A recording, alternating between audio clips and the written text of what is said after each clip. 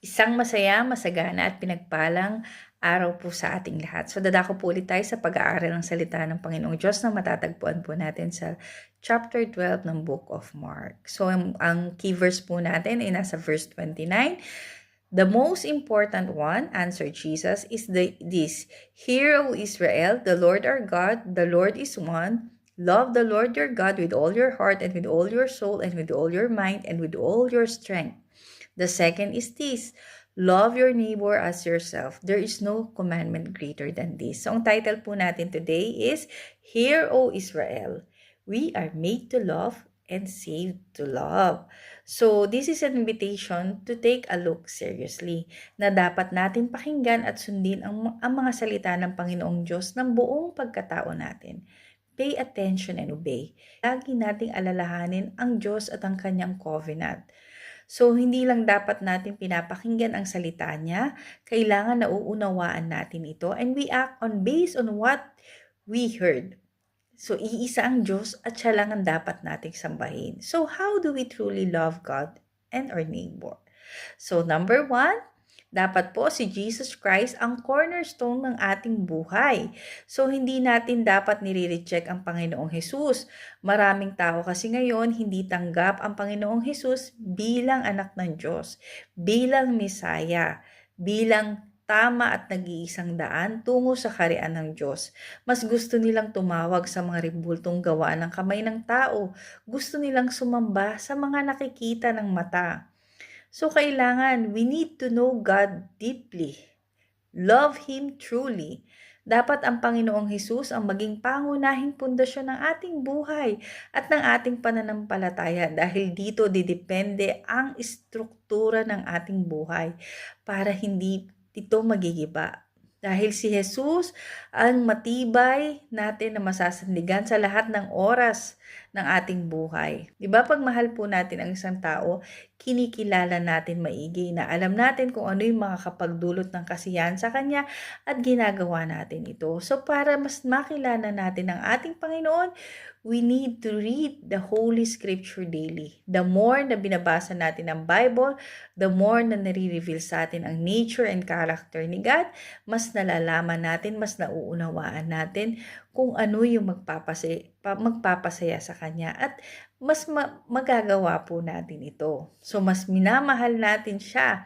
So, hindi tayo maililigaw din ni numan o ng alin katuruan pa. Lagi po tayo nagbabasa ng word ni God. So, pangalawa, give back to God. So, dito po sa chapter na ito, may mga talinghaga about sa pagbabalik sa Panginoong Diyos. So, katulad na lang ng talinghaga sa masasamang magsasaka. So, ang lesson po dito, don't act foolishly dahil sa kasakiman. Huwag tayong mag-interes sa yaman at pinaghirapan ng iba. Kung may pinagkatiwala sa atin, maging tapat tayo. Magsulit at magbalik ng tama sa may nagmamay-ari ng ubasan o ng anumang bagay na pinagkatiwala sa atin. Kung hindi, mawawala din ang lahat ng bagay na nakuha natin sa pangdaraya or pang-isa. So, pangalawa po yung sa kaloob ng byuda. So, makikita po natin dito, God doesn't need our money or offering because He owns everything. See, hindi dito po sa parable of widow's offering, hindi binigyan ng Panginoon ng credit yung mga naghulog ng malalaki sa offering box, kung hindi yung poor widow na nag-offer ng kanyang puso sa Panginoon. This is the best way to show our love to God or even to someone else. Sabi sa verse 17, then Jesus said to them, give back to Caesar what is Caesar's, and to God what is God's. And they were amazed at Him. So, do we really acknowledge that everything we have ay nagmula sa Diyos? Ang ating hininga ay galing sa Kanya. Tanong, bakit ayaw mong ibigay ang buhay mo? Ibigay ang pinakamainam na panahon para sa Kanya. Magpuri, manalangin, sumamba at maglingkod sa Kanya. Ano pa ang mga pinagkaloob sa'yo ng Panginoon na pwede mong ibalik sa Kanya? Ang time, di ba? Our time. We can give back our best time para sa Panginoon sa pananalangin at pakikipag-usap sa Kanya. Love and time is connected. You cannot say to someone na mahal mo siya kung hindi ka nagbibigay ng panahon mo sa Kanya. When to someone, we are giving a portion ng buhay natin.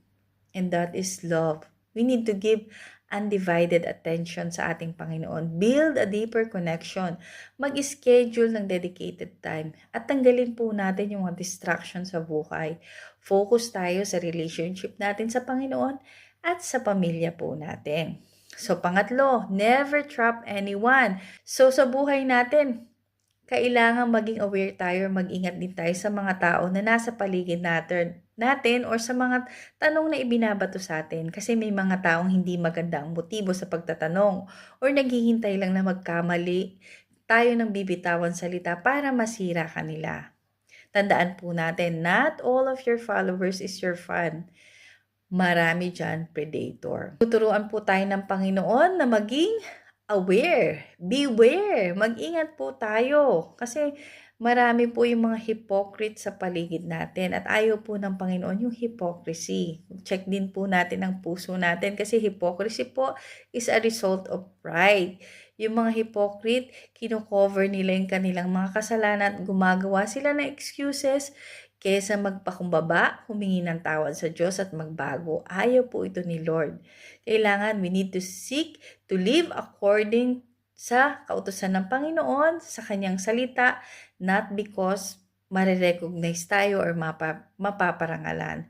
Ayaw ni Lord na may hidden agenda tayo or nagpaplano tayo ng masama para sa ikababagsak ng ating kapwa.